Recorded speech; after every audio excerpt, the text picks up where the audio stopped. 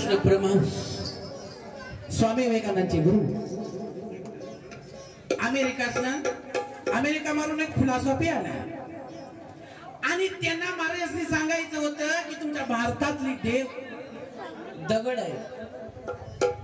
म्हणे तुम्ही दगडाच्या देवाला पाणी घालता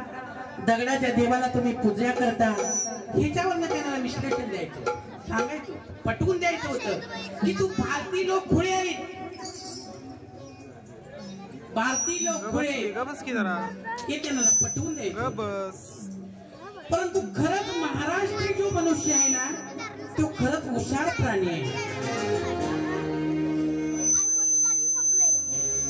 आणि तो फिलॉसॉफीने रामकृष्ण परमहंसांच्या जवळ बसून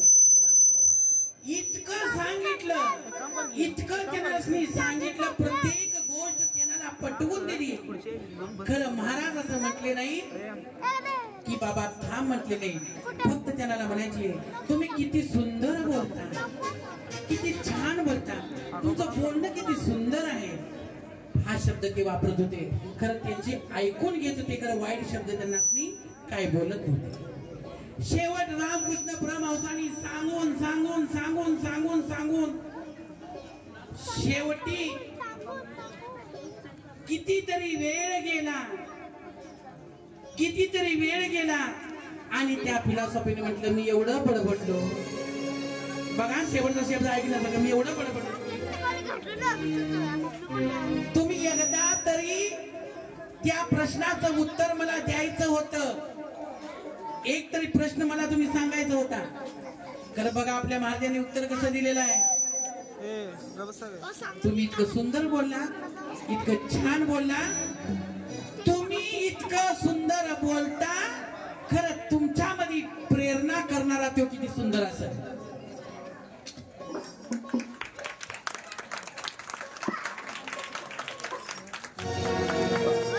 तुमच्यामध्ये प्रेरणा करणारा किती सुंदर असेल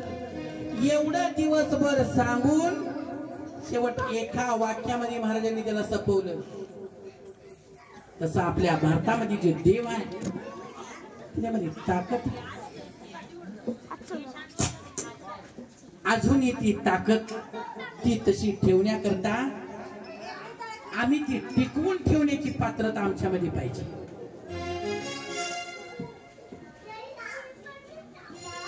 ती पात्रता आमच्यामध्ये पाहिजे वागोबा हा चला खंडोबाची कारभारीनं झाली बालधनगरी हा काय वागोबा काय म्हणता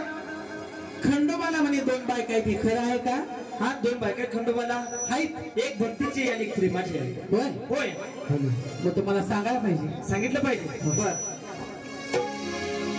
मल्हारी भोळा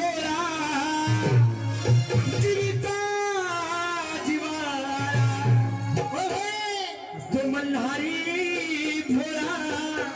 आणि जीविता जीवाला आणि काय सांगू त्याची मी कहाणी सरांनीच्या लग्नाचा धनी